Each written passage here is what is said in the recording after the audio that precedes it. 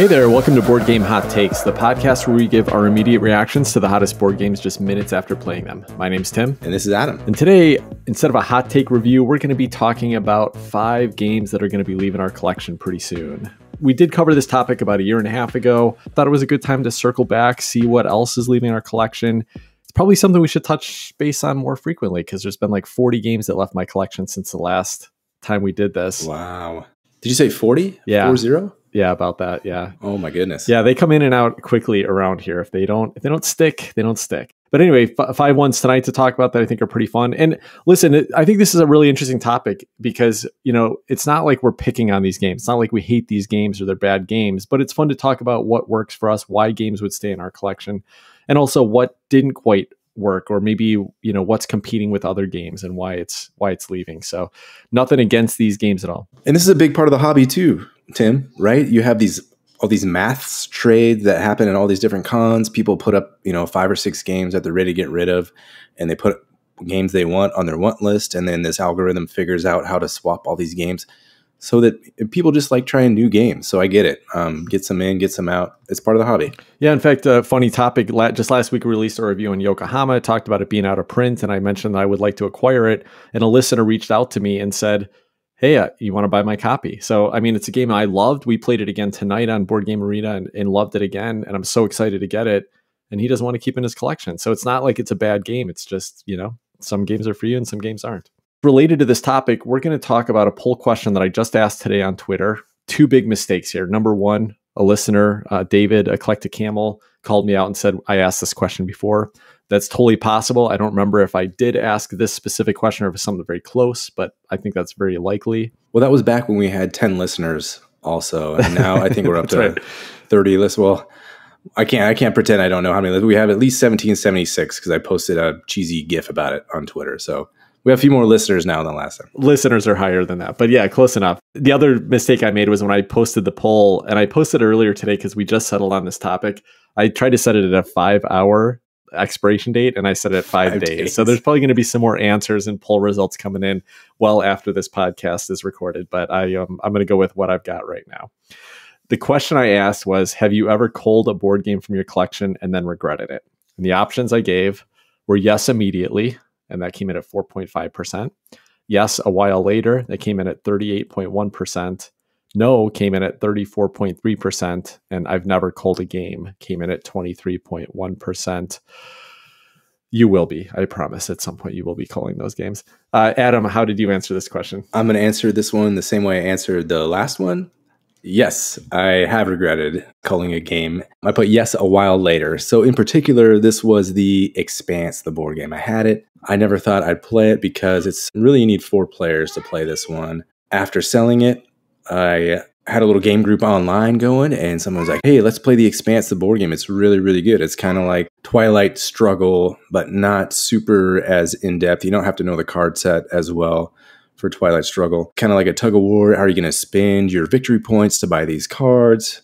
So some fun choices to be made. The scoring is done kind of like PAX Premier 2nd Edition, where the scoring comes out in the market row, and are you ready to buy it? Are you in a good position where, boom, you want to buy it now and you're going to get the most points out of it? Or have you set yourself up? Are you going to delay and maybe buy a card, save that for when the scoring round comes up? Because when the scoring round does come up, there's a sequence of events that fires off. And maybe during that sequence of events, you'll be able to get yourself a few more points as well. So just some neat dynamics in this game, fun card play, fun area control and movement and this and that. And I talk about this game all the time because I love it. And I love the IP too. That's on the IP episode. So that was the game that I sold, later played and enjoyed. And I think I played it 2, maybe twice. And we picked it up and we played it in Palm Springs. And I thought we had a great time doing that. Despite the WizKids production, Jeffrey Engelstein has a great game on his hands here, one which I couldn't resist picking back up. So the Expanse was one that I culled and later picked up, and bought the expansion. You just got a little bit of a spoiler there because Adam just mentioned an episode that we recorded previously, but will be released in the future at some point. So a little hint at what might be coming. Oh, that's right. It's the episode that's in the vault. That's right. The vault episode, which who knows when that could come out in 2 weeks. It could come out in several years. We don't know. It's timeless. It will always be fun when it comes out. So it went, as you were talking through this in the specific game, I remembered what my old poll question was. And I think I said, have you ever culled a game and then repurchased it? Because the first game that came to mind when I was thinking about my answer to this, and I said yes a while later, but that was Agricola, a game that I culled at one point and then now have in my possession. I love Agricola. I'm so excited I've got it back again. A couple other games that I've culled, though, like Outlive, which is a game I gave to Chris, and I really wish I had. I still love that game. And a couple others that I don't love as much, but would like to go back to at some point. But I think it's smart that I culled them because they probably would never get played. And I was thinking about this question tonight because we're talking about games that are leaving our collection. I've got a couple hard cuts that I'm making tonight that I'll be talking about. Games that I put off getting rid of for a long time, but I finally think that it's the right time. I don't think they're going to get to the table. I think I've got better games that I could introduce to players instead of these. So that's, but I wonder if I'll regret getting rid of them at some point. We'll see how it goes. Here's how some people answered on Facebook and Twitter. So by the way, if you are interested in engaging with us on these polls, you can follow us on Twitter at BG_hot takes and on Facebook at our Facebook group. Now, I will say that Elon Musk just announced today that he is going to stop allowing people to answer poll questions unless they have a blue check mark, which you have to pay $8 a month for. So that's supposed to happen on April 15th. If that actually goes into effect, we will stop asking poll questions on Twitter because I don't want to just get answers from people who are dumb enough to pay for a Twitter subscription. So this may be temporarily moving just to Facebook groups. I don't know. We'll see. I wouldn't be surprised if he rescinds that policy, which seems to happen frequently. But here's how some people answered this. Ray Myers said, on BGG, I keep the title of previously owned, even if I get it back. There have been quite a few that I changed my mind on. There are some games that I have bought more than I have played. That was hilarious to me. Like he's literally repurchased the game more times than he's actually played the game. Joel Montiero said, I don't betray my games. Oh, man. Okay, so Joel's never called a game. It's not betrayal, man. They don't have personality. They don't feel it. Don't worry. Marco Stefano Doria said, I've never culled any board games, but I'm considering the possibility. However, the possible regret is preventing me from going on to doing it. Well, we'll talk about that a little bit, Marco, tonight, and I'll talk about possible regret. And here's the way I always approach this thought, though, and my concern about it. And that is that if I get rid of it and I really want it back, I can usually acquire it again. I can usually rebuy it, sometimes trade for it, get it cheap. And if I didn't want it back, then that's great. It means I've eliminated some clutter in my life. I've eliminated some things that are taking up space on my shelves and space in my brain, and I don't have to think about them anymore. So I think I feel much better about the, I don't know, several hundred games I've culled at this point in my life versus the 3 or 4 that I wish I'd kept and not culled, and could correct that. Okay, but here's my favorite answer today. So Roger actually wrote us a poem. To cull a game is sad indeed, but time is short and I'm in need of good plays only on a night of fun. So cull I must, it must be done. Nice. That's so Thank you, Roger. This is why we actually do the polls, because because you guys are more clever than we are. So we get to actually read some fun and interesting answers on the podcast every night. Well done, Roger. Let's jump into our feature topic and talk about 5 games that have left our collection, or are going to be leaving our collection, I should say. The games that I looked at were games that I have still on my shelf, but I don't plan to keep. The way I normally get rid of games recently is there's a local game store, game pub, that does a seller's market once a month where you can go there on a Saturday morning, rent a table for $6, and just put your games up for sale, put a bunch of price tags on them, and people come in and buy them up. And I've done this several times over the last couple of years, and it's a great way to sell my games. I don't have to deal with shipping. Usually what I do, I go there, I price them where I think it's gonna be kind of aggressive, and if I like, most stuff moves quickly, and the couple things that aren't, I just start marking it down, pricing it down until I leave with nothing. So it's a really easy way to get rid of games, make sure that other people that are excited about games are picking them up. And usually I find a couple deals myself as I'm waiting for other people, look around at the other shelves and stuff like that. The way I ordered my list tonight was I went from the games I care less about to the games that were hardest for me to get rid of. And I've got a couple that were pretty tough calls for me this time around, but I think it's a smart decision. How's your list going to come together? My list, I have no rhyme or reason, Tim. I didn't do like hardest or easy to get rid of. I just have ones that I thought I might have interesting stuff to say about them. Just ones that got to go. Do you have more than 5 that you plan to get rid of, or is it just a pretty strict 5? Yeah, I picked 5, and then I had, 3 or 4 honorable mentions that will probably be leaving here as well. Okay, cool. Well, why don't you kick us off, Adam? What's the first game you're planning to get rid of? The first game on my list, Tim, is Hansa Teutonica Big Box. This one's set on my shelf. It's still in the shrink wrap. I was excited about this. I played it online. There's a good implementation online. You can click through and crank through this game. And it's allegedly a good game. What you're doing is you're kind of making these routes. And by that, I mean, you're just putting cubes out. And then there's some like wooden circles involved too. And this is in, I think, 1800s or 1700s Germany, and some sort of beer league is the theme here. And there's a middle-aged white guy on the front. So all of that right there makes it a very tough sell to my non-middle-aged white guy friends, which I have plenty of those. You know, they're not going to be jazzed about that. I'm like, what? This guy's just wearing some weird European clothing. So it's a tough sell right away. And I've had it for 2 years. I don't know who I'm going to play it with. I brought this game up to you guys a few times, and you guys shut me down immediately. So for all of these reasons, Hansa Teutonica Big Box is going to be leaving. I think it'll get picked up pretty quickly. There seems to be a lot of interest in this game, and it has a good reputation for being a relatively light rules overhead and a little bit of engine building.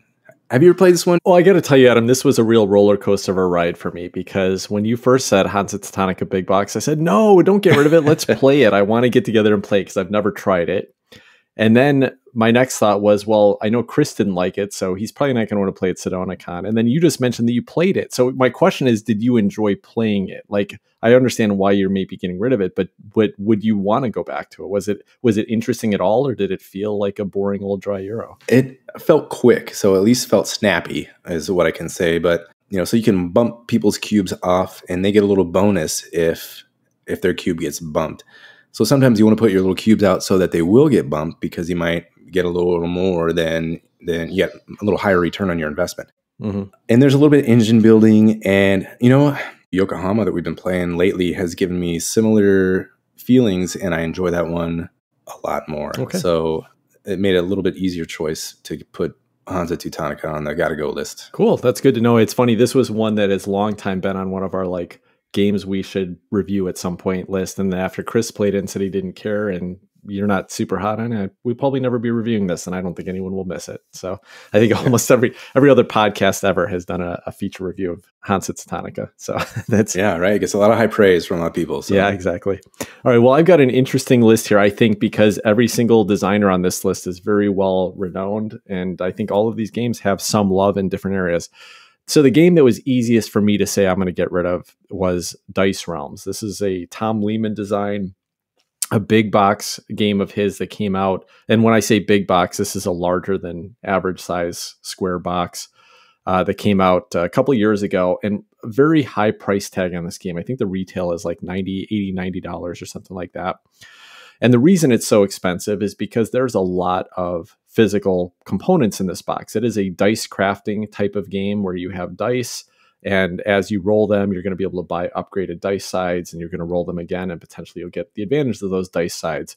This has a little bit of a kind of a classic farm civilization building type of theme, which I think is probably where it failed the biggest, the theming. So the length of this game feels like a classic Tom Lehman game, like a Race for the Galaxy or Res Arcana. It's going to play quick, 15, 20, 30 minutes.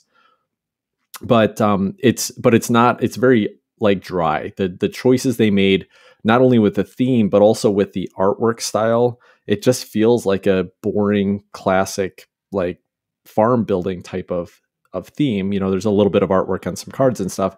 And then the dice themselves, which you're crafting, have iconography on them, but they're not very pretty dice. There's nothing that's really like remarkable. I mean, comparing this to something like Dice Throne, which is also a dice crafting game and has such a much more beautiful presence and fun, kind of fun fantasy theme to it. The theming didn't work out at all. The game itself was okay. It's a little quick engine builder where you basically roll your dice. You can buy, everybody rolls their dice at the same time. Everyone's kind of buying upgrades at the same time. So you're upgrading your dice. And then some of the upgrades you can buy are going to be unique per game. There's a few special dice that get laid out in every game that give you different abilities. And there's like a feed your people mechanism where at the end, when a certain kind of event die gets rolled, then it may require you to pay wheat based on the number of dice you have. And you get negative points and stuff like that if you don't. But it feels like a Tom Lehman game where you're basically racing to to a certain number of points. It goes really quickly. So this is a 15 to 20 minute game. It's $90, way overpriced, right? It's got an ugly production, ugly theme, even though the box got a really cool box cover art, but the Rio Grande production here is not very nice otherwise. So I can see why it's not a big hit, but I wanted to give it a try. It sounded fun. I like some of Tom Lehman's other stuff. And I found this at the seller's market I was just talking about, where somebody was selling it for $40. I was like, that's less than half the retail price. I got to try this game out. And I probably got about $5 worth of gameplay out of it, because I played it once, thought it was interesting enough. It's pretty quick to learn. Played it a second time. The game really didn't feel that much different, even with different dice set out there, and just was not something I was excited to go back to again. My wife wasn't excited either. It was easy enough too. We could have, but I've got so many other little engine builders that are easier, less fiddly, with like moving off and replacing all these dice faces.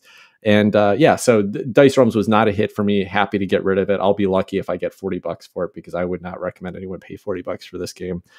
So Dice Realms is leaving my collection. You mentioned taking the dice faces on and off.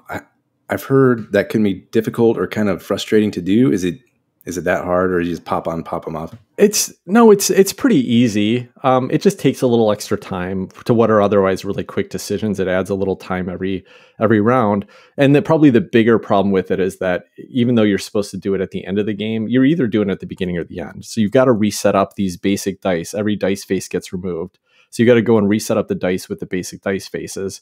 And it's a bunch of dice and a bunch of dice faces. So worst case is that somebody just threw everything back in the box and you've got to deal with it before setup, which is going to take you a half hour to get everything sorted before you play a 10-minute game. Or you're going to spend 8 minutes at the end of a game to kind of take all the dice faces off, put the old ones on, resort it for what is a 10-minute game. They does come with nice trays with covers, so all the different dice faces are organized, but there's still a lot of upkeep for a very short game. So I would rather play any of Tom Lehman's other games than this for a similar feel. I get what they're going for here. I get why Rio Grande picked this up, because of the name and because of the idea, the concept of it. It's just not worth it. Don't pay retail price for this game. Well, up next for me is a game that I think you enjoy quite a bit, Tim, but I have some reasons why it's leaving my collection. This is One Deck Galaxy. And in my notes, I just have Tux. Yuck.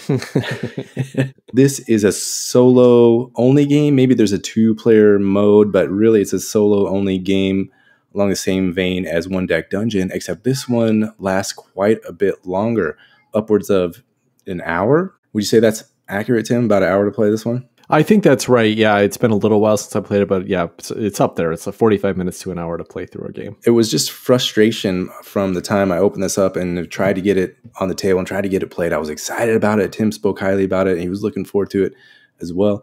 I had actually call you up, Tim, and say like, hey, I can't figure out what's happening here from the rule book. And there was some big chunks of rules left out, which is unfortunate. But if you do want to find those rules, they're all posted online now.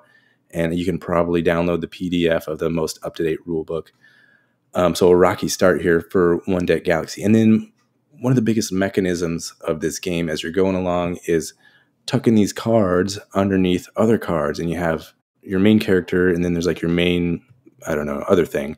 And you're tucking cards from all directions on this thing to sort of build out your engine and have access to the different things you can do in the game. And it was just frustrating. So to do that for an hour while you're trying to defeat these different planets, or conquer these planets, colonize these planets, and defeat these different enemies. I think I'm just a little down on lengthy solo games as well, Tim. I'd almost rather play a board game that's for 2 to 4 players and play it two-handed and get that experience, where I can make the choices as 2 different people, or try one hand with this strategy and the other hand with this strategy and see how they kind of counter each other. That's a little more exciting to me to do it that way. Anyway, I've heard good things about this game, and for me, it was just frustrating. That's One Deck Galaxy. Well, interestingly, this is not on my list, but this will also be getting cold for me. And we did talk about this in length at the end of another episode, because you, me, and Chris all got it at the same time. All had a chance to play it. And I did enjoy the game. It was a chore to get into, and a little bit grindy to play. But I do think there's some fun and interesting things to go on in here. I just happen to have other solo games that I like a little bit more. So if I'm going to play a solo game for a half hour, 45 minutes or more, there are just other games I'll be spending my time with. So not a bad game in my opinion, with some rough edges on it, I think. And it might be a really exciting fit for some people, but it's not going to stick around for me. One Deck Galaxy, not bad. All right. Well, my next game that I'm going to talk about is the Castles of Burgundy, the card game. This is a Stefan Feld design, a game that, of course, I've been interested in because I do like Stefan Feld's games. I'll be talking about another one of his games I played recently on an upcoming On the Table segment and really liked. But this was a card-based version of the classic Castle of Burgundy, which is one of my top 5 games of all time. My favorite Stefan Feld design. The card game is interesting in that it brings a lot of the same types of mechanisms to bear, but it does it with a deck of cards in a tiny little box. And I happened to run across this. I was at Half Price Books and they had it on the shelf for like $10. So I said, this is a perfect time to try this out. I brought it home, learned it in about 5 minutes and played it with my wife and Jen. And I liked a lot of what's going on here. It does do a lot of what Castle Burgundy does, but in a unique way. Basically, the cards represent either dice faces or the cards that you're building. And so instead of rolling 2 dice every turn, you're drawing 2 cards off the top of a deck. And then that tells you what dice you have to work with, which is either buying cards from a central market that gets set up every turn, which again are cards, or building them from a reserve that you've purchased cards from. So a lot of it does feel like the Castle of Burgundy. The mechanisms are about building the most buildings or sets of buildings first, kind of like filling up regions in the base board game, whatever. There are some things that feel very similar. There are 2 things about it. One is that, after I played it the first time, I was like, well, I like this game, but I would never choose it over the base Castle of Burgundy. But it's small. It'll travel well, right? So I got a chance to play this last week. I was in Costa Rica with my wife. Perfect. We got a little small table. We're sitting outside of a lodge with some downtime. Let's bust this out, sip on a drink. Our daughter's, playing, doing something else. She's reading a book. So we bust this out and it's just fiddly. It's like, it doesn't do anything extra that the board game doesn't do. It takes away some of the more interesting things like the unique technologies and doesn't really eliminate the table space. It actually has quite a large table presence. And then it's just fiddly and it's just a lot of cards to keep track of. And I just felt like overwhelmed just trying to track all the cards in my hand and what was dice, what were buildings, where did the different buildings go. It just felt like too much for what you get out of it. So I don't want to play it again. I have no interest in playing it again as much as I like Stefan Feld's designs. I think this was an interesting attempt to try to bring a board game into a card game size, but don't need to play it again. You mentioned it, Tim. One thing that bothers me a lot about these card games too is card games that have a giant footprint. Yeah. Why would you make this card game if it's going to be sprawling? It's just annoying. And then another game we mentioned that we both have recently played, Scout. It just has this tiny little footprint, interesting decisions.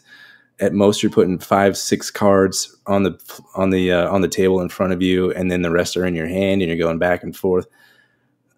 So yeah, these card games that you think you're going to be able to fit on like a little tray table or something, and then they end up being these sprawling messes. It's like, what is the freaking point? Why did I get myself into this? So I get that. Yeah, that's the thing, right? Like, I mean, you're basically you're trying to make a Euro game. That's what Stefan Feld did here. He tried to make a big, full Euro game with a deck of cards, and he pulled it off. But it doesn't really save anything except for the space of the storage of the box. Like, that's about the only benefit you get out of this card game. That might be a benefit, but it's not a big enough benefit to me to add the extra overhead with it. So anyway, not a terrible game by any mean, but not a game I need to keep in my collection. So it's going. All right. Next game that's out for me is a game called 18 Ireland. This is a game that's still in the shrink wrap as well. I don't know what I thought. I thought it'd be cool to have an 18XX game just to round out my collection. But, I'm never going to play this game. There's nobody around here that's ever going to play this game with me. 18XX, if you don't know, it's a game with a stock market, and you're opening these rail companies. In this case, it's in Ireland, and you're trying to expand out your rail company and connect them up, and then you can merge companies. This game is unique because it has a little voting system to allow mergers or disallow mergers, so you can kind of manipulate and make your case for why things should be allowed to happen or not allowed to happen. It has some cool ideas in there, but practically I'm never ever going to play this one.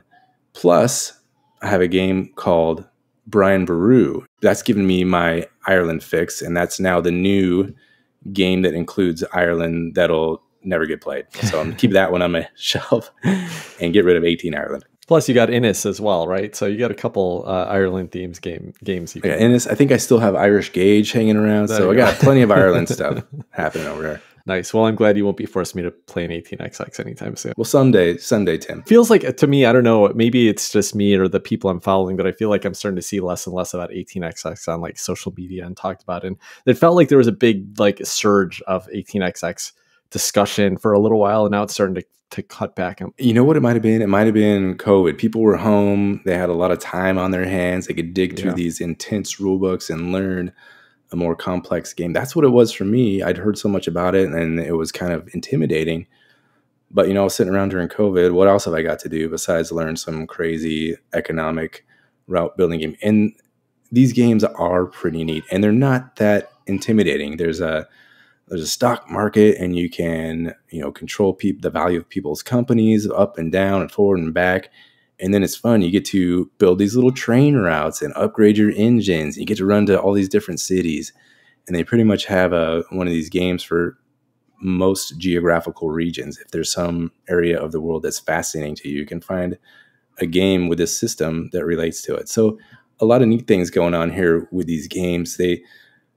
They're pretty neat. They're pretty interesting, but there is a high barrier to entry. But once you get in them, they're pretty fascinating. Cool. Well, I've got a game that is going to be leaving my collection that I think a lot of people will be surprised by, or you won't be actually if you listen to our episode on A Feast for Odin. This is an Uwe Rosenberg design. I think his highest ranked design at this point. Interesting, Tim. This is make your case. Well, I talked a little bit about it on the episode and said that although I do like the game, it's not a game that gets me really excited to come back to it. I've played it a lot of times now, probably 15 or 20 times at least. A decent amount in person, but also a decent amount on Board Game Arena. I've played it solo. I've played it multiplayer. Game's not bad. I'd be happy to play it with somebody anytime they want to. It just doesn't get me excited. And that's kind of what I need a game to do. If I don't look at a game on my shelf and I'm not excited to like, man, I wish somebody was here playing with me right now, then it's leaving my collection. And so A Feast for Odin's there. I don't think I'll ever regret getting rid of it. I'm glad I got to experience it and spend the time with this unique design. I did purchase the Norwegians expansion and would still like to. I might try a solo game of that before I actually cull it. But to see if it changes it drastically. I don't think it'll make me keep it, but I'd like to at least experience it. So yeah, Feast for Odin's leaving my collection. Cool game in some ways, but just not something that gets me hyped up. Yeah, this is an interesting one, Tim. We've talked about it at length. I feel like more than a lot of other games. I was super interested in trying this one too. It looked so neat with the filling up your board with the little pieces. But yeah, it's just, you got this giant worker placement board, and all right, am I going to get some cows or some sheep, or am I going to go to the Faroe Islands and get another little sub island that I can populate with these rectangular tiles?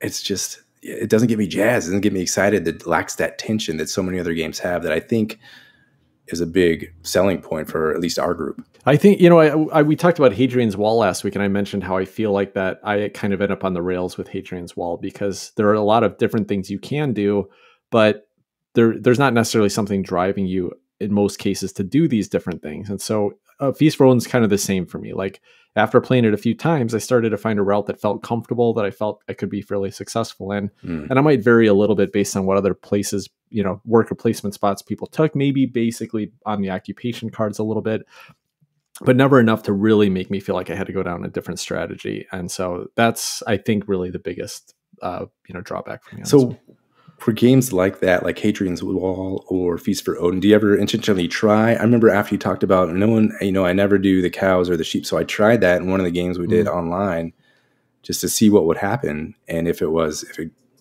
thrilling or not. And, it was, not that exciting. And I think I still came in last place by a lot. Do you ever intentionally force yourself into these different routes, these different strategies? I do, for sure. And I've tried it a couple times with A Feast for Odin, but I just find myself going back, like you said. I mean, I tried the animal route, and I didn't find it to be very successful. I've seen other people try it. So it's like, if you want to play a game to be competitive, then you have to try to play it to be competitive. And if you're doing it just to explore, that's fine. And that can be fun. I'd rather play a game where I feel like I can explore and be competitive. Yeah. And that's what A Feast for Odin doesn't really give me. It feels like I kind of have to do things I know are going to work, or I can't really play, competitively. So what's the fun in that? All right, next game out for me. And I've been trying to get this game out of my collection for a while. I've had it on eBay for really, really cheap, and just nobody wants it. This is Snowdonia, the Deluxe Master set. I think part of the problem is it's in this giant box and shipping costs are only going up. So, I put it on eBay for $20 and the shipping is like $40. So no one wants to do that. This game is by Tony Boydell, and it looks pretty neat, actually. You're trying to climb these different mountains. He's got a bunch of different scenarios where you're trying to drive your train to the top of the mountain, and along the way, you're adding rail, or I don't know exactly what you're getting, these different colored cubes to do stuff. A lot of other Euros, right? There's a little bit of a weather element in there that's going to throw some wrenches in your plans. There's a non-player character. I don't know if that's the right term here. There's like in all games, there's a company that is the game itself that's pushing forward, that's giving you something to compete against, that's going to be pushing it, surging the game forward. And so you can't just stall out. You're constantly competing against this. So that can be kind of annoying, kind of rough. Be always forced to keep up with this other company that gets the edge no matter what. But yeah, I can't get this one out of my collection. I've tried to sell it many times. It's still in the shrink wrap. There's tons of stuff in there. So for all these little different scenarios, there might be some additional resource or some unique piece for scenario 32 and some other unique piece for scenario 25. So I've seen videos of the unboxing of this thing and people just putting all the pieces in the little trays and taking like 3 hours to get this whole thing done. So it's just intimidating now. It's sitting in my garage. Every time I look at it, I'm like, what am I going to do with this thing? I don't know what to do. No, never going to get to this one. Too intimidating, too big, too much stuff, too many little pieces that are going to get eaten by my daughter. So this one needs to go. That's Snowdonia Deluxe Master Set. Yeah, this is a game I'd actually like to try at some point, but I definitely would not want to buy or own the Deluxe Master Set. It feels like a game, like it's worker placement, right? Now I know it's got some unique mechanisms. I've watched some gameplay videos of it. It looks kind of fun, but not unique enough to need that much variety. It's not unique enough to be playing frequently enough to do that. So I wouldn't mind trying this game, but I don't blame you for wanting to move that out of your collection. I think I heard too, when the Kickstarter was first delivered, there was a lot of printing issues with that first version, if I remember it. I don't know if they ever fixed that. That's absolutely correct. And they did fix it. They sent out, I don't know how many cards it was, but all the cards that had printing errors, they sent those out to all the backers to replace the cards that were all messed up. So that was nicely done. Yeah, game I'll play sometime, but I don't blame you for getting rid of it. Good luck if you ever do. Thank you. If you don't, nice big brick you can use in the foundation of your next house or something. Now, this is where things get really hard for me, because the next two games in my collection that I'm culling are games that I really like a lot. So the first is Wayfarers of the South Tigris. This is a game by Shem Phillips and Sam McDonald. It's a game we reviewed on our show a while back. Adam and Chris were not big fans of it, but I was a very big fan of it on the first play. I really liked all the different mechanisms to explore here. And I backed the Kickstarter right after that episode, and I received it. And I've played it several times. I played a 2-player. I played a few solo games of it. And the game is still fun, and it's still very interesting. There's a lot of cool stuff going on here. The problem, there's two things with it. One is that it is a little bit bloated. And I say that as someone who really, I don't mind heavy games that I can really get into. This game has a lot of fun stuff going on. But I think this probably should have been trimmed down a little bit. There's almost too much going on, too much iconography. And even the times I played it with other people that knew it, we were referencing the rule book pretty frequently, having to look up rules. So it just makes it unapproachable. And for a game that I have a lot of other games that compete with it, if I want a big tableau builder, I've got Ark Nova, I've got Underwater Cities, I've got Terraforming Mars. And I think all of those are more approachable than this. They're all more streamlined and all just a little bit more fun. So when I compare those, I really found myself never wanting to bring this out to the table. If I'm introducing new players to a game, this is going to be a hard one to get into. And I have a local friend who has it. So if we really want to get a version of it played, I've got someone local to play with. So I think Wayfarers is a really cool game. I think it's going to be a good hit for somebody who likes heavy games and can get a lot of variety of them played.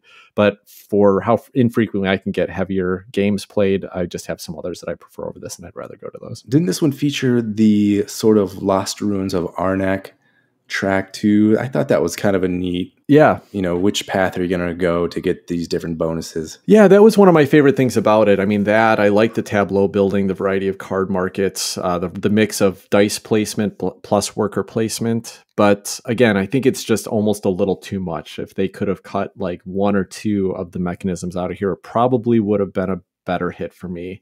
Or maybe not. Maybe it would have felt too bland and not original enough to make it stick. So again, a game that I did enjoy a lot, still do enjoy it, and I'd be happy to play it with somebody anytime. I just don't need it in my collection because I don't think my copy's probably ever going to get played. This is one I keep thinking about. We played it the one time, and I feel like maybe I was a little overly harsh on, but maybe not if you're getting rid of it. Yeah, some of the things are slowly coming back to me. There was a lot going on, and just the way you kind of build out your city was kind of neat, where you build the mountains to the one side and the space up there. And it's a lot of neat things going on here, but a lot of mechanisms, a lot of different things to do, a lot of this and a lot of that. Yeah. So I've got a new play group that I've been introducing stuff to, kind of just local people I've met around here. And I've introduced them to games. They all loved it. So now I have like this group of 4 that are just, we're getting together once a week and they're loving getting introduced to new games. And this is a game I just don't feel, I feel like I would be doing them a disservice by teaching them for 35, 40 minutes for this game, stopping and looking up things in the rulebook the whole time,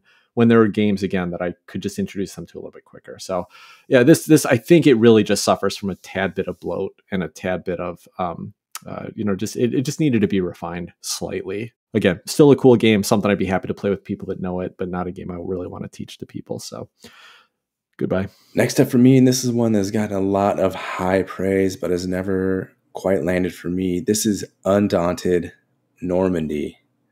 So this is touted as a deck builder and a war game. What I don't like about it is you have these different scenarios and you have to grab these different tiles and kind of set up a little board first here before you jump into the game.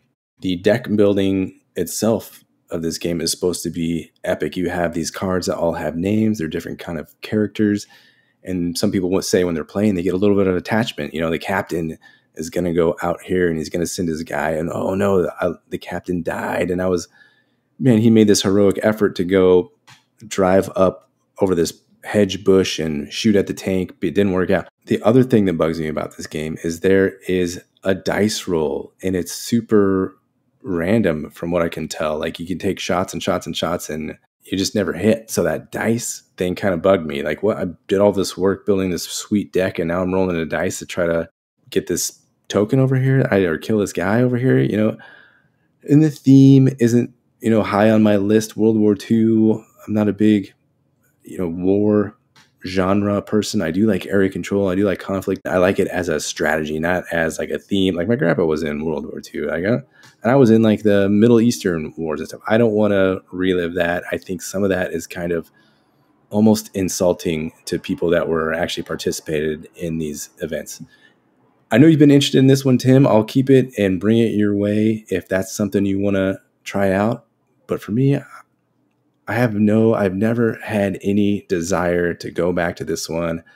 I tried it the one time to walk through it and play it, and it just felt a little lackluster for me. That's Undaunted Normandy. Yeah, this game has definitely got me interested. And again, it's a game it's a war game, so that's not a great theme to me, but I feel like there's some mechanisms here I could enjoy.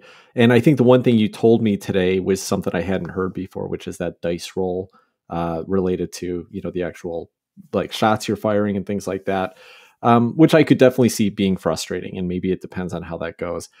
Don't save it for me because it's a 2-player game. It's not a game I'm going to get played with my wife. And I'm not doing a lot of 2-player games other than that around here. But I also know that there are people around here that have a copy of it. So at some point, I'm sure I'll get a chance to play it. I know there's a new version, I think a new airplane version of Undaunted coming out pretty soon that looks, an interesting take on that as well. Maybe it changes up the mechanisms. Yeah, I've heard a lot of good stuff about this. So I'd like to still play it again. But it's interesting thoughts there, Adam. And I guess I won't play it with you. I'd be interested to hear your thoughts on it because it does have a lot of high praise. And yeah, I'd like to try it out. My last game, my number one game that I'm culling, is a game that actually made my top 30 games of all time list when we did our 30 games this summer. So why am I getting rid of a game that is one of my favorite games of all time? It's dropped a little bit for me, but the main thing is that it just does not seem to hit for anybody else. And this is the Lords of Waterdeep. Lords of Waterdeep is the opposite of Wayfarers of the South Tigris, one of the most streamlined worker placement games you could get. And it's one of the things I like about it is streamlined, but there's enough interesting things for me. There's engine building when you build plot quests that let you kind of, add your abilities and build things up. There's a lot of quests you can complete in this game. And essentially, this is an order fulfillment game, right? You're going to worker placement spaces, collecting resources, and then turning them in to fill orders. But a lot of the orders have unique rewards that will give you ongoing abilities. You can build additional worker placement spots in this game, which is always fun. So there's a variety of worker placement spots you can go to. And then probably the most dynamic part of it is this intrigue deck where you can go to a space, pick up intrigue cards, and they're basically kind of like take that cards or special abilities you can take. And if you go to the space where you can play these intrigue cards, you get an extra action, but you go after other people doing that round. So there's some fun push and pull, some fun decisions about the worker placement.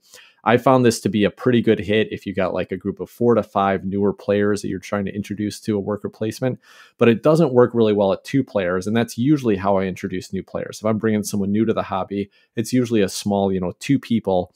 No, that doesn't seem to hit for anybody. The theme is Dungeons and Dragons. So if they're not a super fantasy fan, then it's going to be a turnoff more likely than not. And the production is starting to feel a little bit outdated. It's dark, cluttery board. I don't mind the production, but the text on the cards is small. The use of cubes when you're supposed to be hiring like fighters or warriors or whatever, and it just is represented by cubes, is not very thematic. So there's a lot of this game that I think if there was an updated version of it, I think if it had a different theme, maybe it would stick a little bit more. But the other thing is that I have a lot of worker placement games now, and I think there are a few others that are going to be more exciting for new people coming into the hobby. Architects of the West Kingdom I recently picked up. This is a very streamlined worker placement game that I think does some things a little bit more interesting and has a more fun production on it. Champions of Midgard is a little bit older one, but I think at least has some exciting, fun moments to it. So Lords of Waterdeep is finally leaving my collection. I have like every upgrade you can imagine for it because it was one of the earliest games I bought. So I probably spent $200 on this game, and I'll probably sell it for $20. Ugh. But you know what? It's time to go. I'm not getting it played anymore.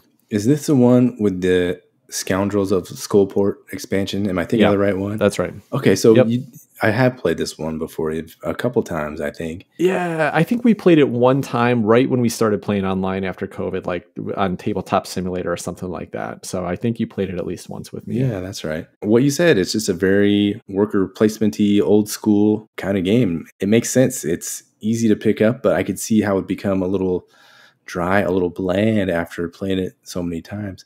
Now, I get these confused. Champions of Midgard and Lords of Waterdeep. Why do I get those confused? They came out about the same time, and they get compared a lot because of that. Champions of Midgard is the Viking-themed one that I played with you at Long Con, where you're basically you're collecting warriors are your dice, and so then when you go out to fight a monster or whatever, you actually roll these dice that you've committed to the fight. Okay, yeah. I do still have that game, and again, it was a game that might leave my collection at some point, but I think I like it a little bit more at this point. And I don't know, it's a little more fun for me, a little more dynamic. So I think for now, that one will stay in my collection. Lords of Waterdeep is leaving. I remember you talking endearingly about that one, saying how you had all the components. I think at one time you said it'll never leave your collection because you did have all the stuff for it. So I don't know, is it a little heartbreaking to see that one go, or how are you feeling about it? That's what I don't know, right? If I think I'm ready to go, right? I think I'm ready to let it go and go, like give someone else some pleasure. But I don't know. I could see myself in a year being like, man, I really miss. Here's one thing about Lords of Waterdeep, though, is actually there's a great app for it. And it's an app you can get on and play with other people, start up a game and get some other players playing with you in 5 minutes. There's a pretty good AI on. I used to play it on flights all the time. And so I do feel like if I really get the urge to play this game, I can just pull up my iPad and jump into a game on there. And it's got the expansion, and I think it's just as fun to play. There's a good interface. So yeah, I'll get a chance to play this game some more in the future, but it doesn't have to be my game. That would make the heartbreak a little easier, I would think. Yeah, exactly. All right, Tim. Well, we've got through our main 5 that we're going to call. Any honorable mentions? Anything you're thinking about? Anything that's on the edge where you're like, oh, I'm going to give it another couple of chances before it's out of here? Any games like that? There's only one other game I'm going to mention, and really it's because, again, I just sold like 20 games about a month ago. So there's a whole lot that I already cleared recently. But there's one more game I want to mention that I've never talked about on the show. I picked up Long Shot, the dice game. Now, I have played Long Shot, the original game, several months back. One of my neighbors had it and introduced it. It was a fun game. It goes a little long. It's a little outdated, you can tell, but we had a fun time playing it. And so then Long Shot, the dice game, came out about a year ago, and everyone's like, oh, this is the new updated version of Long Shot. So my wife enjoyed Long Shot. I picked it up and I played it with a group of, I think it was 7 or 8 of us. And that's one of the values of it, right? You can play with a big group. And it's a roll and write version of it. And there are some things that work and feel similar to it, but ultimately it just felt like a little bit of a lackluster roll and write game. Now, I think playing 8 players probably made it less fun than it could have. On maybe 4 or 5, it would have gone a little brisker, because you do have to wait for people to make their choices around the table. So I think it moved a little slower than it could have. So I was kind of holding on to it to see if I can get it played with 4 or 5. But then every time I've had a chance to play a game with 4 or 5 people, there are just other games I'd rather play, even lighter games. And so I think it's just got to go. I just don't think it'll ever get played again. Well, there was a few for me. I might have mentioned this before. Furnace is one. Mm-hmm. Yeah. What a strange game. It's an interesting engine builder, and it wasn't bad. I like the auction mechanism a lot. It's like an asymmetric auction. How cool is that? So that was kind of fun. Yeah. And these big old circles that represent how much you're building, and those are all different sizes for the different values. I thought that was kind of nice.